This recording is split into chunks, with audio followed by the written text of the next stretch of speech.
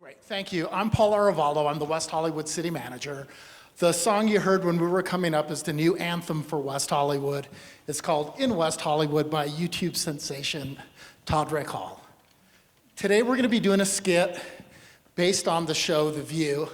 We're calling it The Hue, and we're going to talk about our engagement efforts to address issues in the city. We're going to talk about our Russian-speaking community, our LGBTQ community, and lastly, our homeless community. I want to thank the jury. I know this is quite an effort for you to be here. A lot of volunteers working the event. Thank them too, but also I want to thank my staff for all their work on this. With that, the Hue Master, David Wilson, is going to introduce the show.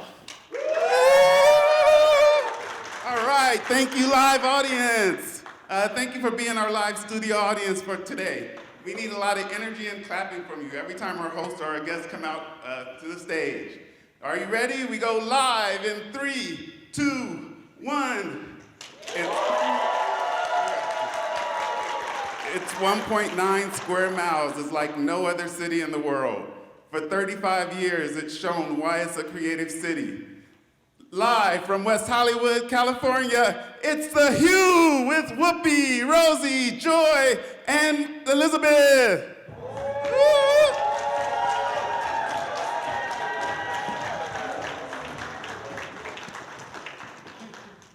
Welcome to The Hue.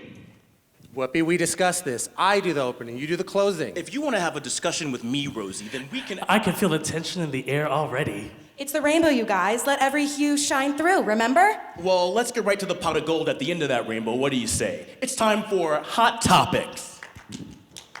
In 1984, the idea for the city of West Hollywood came together with an unlikely coalition of LGBT activists, seniors, and renters. Why would you say unlikely, Joy? Well, these groups came together to form Cityhood because they were fed up of being marginalized and underserved. Don't I know the feeling? Now, the city of West Hollywood provides itself with a safe space for all, regardless of immigration status or nationality. Speaking of which, there's a new Russian bakery opening up on Martel Avenue in West Hollywood. Tatiana, the city's Russian outreach coordinator, is here to tell us more.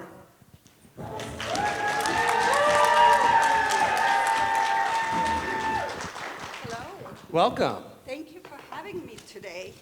Now, Tatiana, I understand that Russian speakers make up 15% of West Hollywood's 35,000 residents. As we say it in Russian, да. Everyone, that means yes in Russian, in case you're confused. Помолчи, пожалуйста, и позволь мне закончить, which means be quiet and let me finish, please. The Russian-speaking community of the city of West Hollywood has been historically challenging to engage due to their lingering distrust in government from their past experience in authoritarian regimes. That's understandable. But in one of many ways, we do build trust. The city of West Hollywood employs dedicated Russian-speaking staff, like me, who are culturally competent. Now, I imagine this has greatly benefited the community. Yes, да. You can see the high level of engagement of our Russian-speaking community by many resident-led activities, performances, regular participation in surveys, focus groups, and workshops. Didn't you see the selfies I got permission to take at the Russian Cultural Festival? The Victory in Europe Day March? No. Any of our ongoing musical performances or author discussions? Oh, I always support the Russian-speaking immigrant population, and I never get any credit. Particularly, What's in her coffee? oh my God. Particularly effective and unique is our Russian Advisory Board. The Russian Advisory Board enhances recognition, communication, and tolerance throughout varying cultures of the city. In fact, I remember when representatives from the Center of Health Disparities at the University of Northern Iowa came to West Hollywood to visit the success of our Russian Advisory Board because they too have a sizable Russian-speaking community. You're right. And following the years of many years of recognition, the Russian-speaking community, our Russian-speaking community confidence has increased. And we also engage them in many other boards, commissions, and task forces. Sorry for my outburst. I just want a little appreciation. I'm all better now. Thank you, Tatiana. Thank you for having me today and enjoy. Now, the city also uses this successful model to engage the LGBT population. Joining us next is Mike Che, the city's arts coordinator.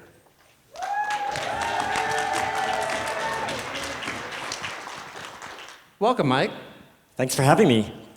Now, over the last 35 years, the city has really fostered a strong spirit of community activism and civic pride. That's right. And the LA Pride Festival and Parade have taken place in what is now the city of West Hollywood for the past 40 years.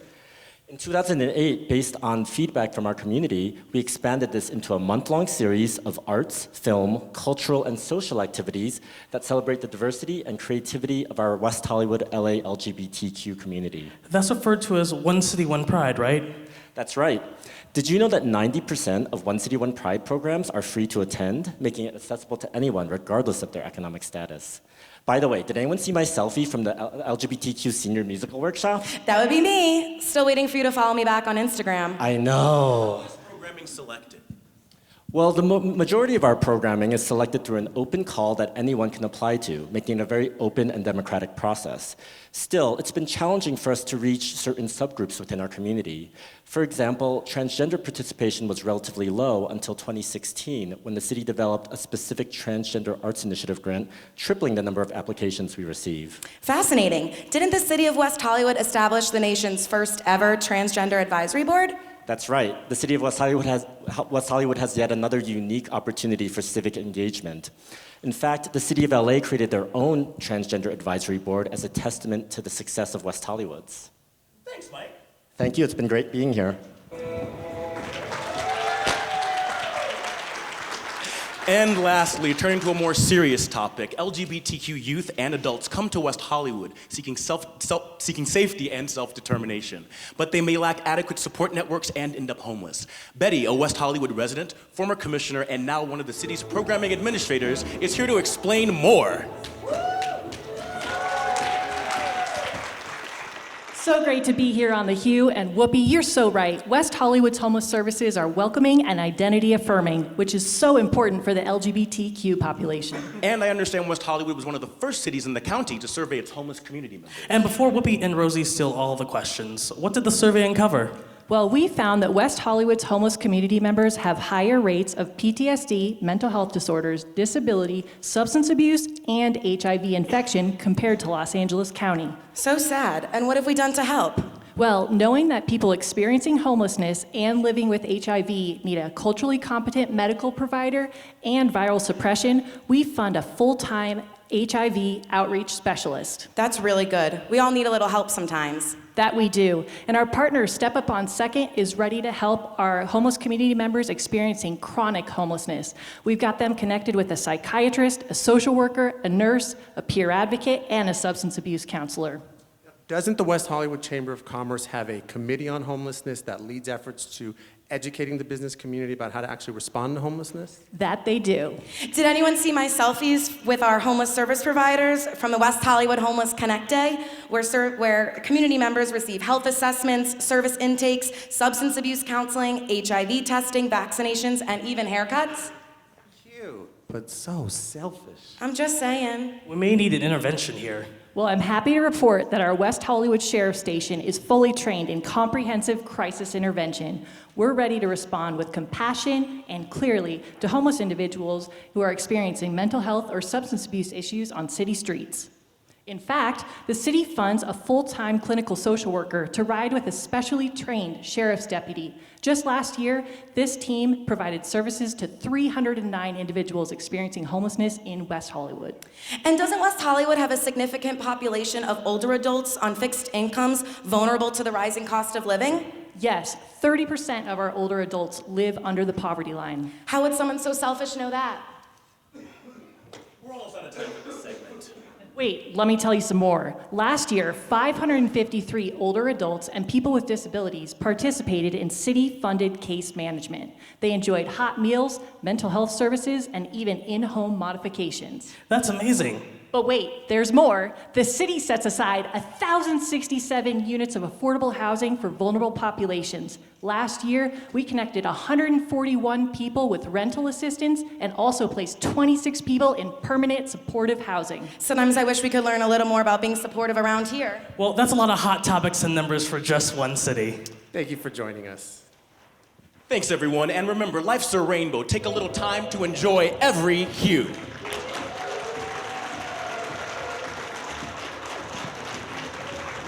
And we're out. Thank you, live studio audience.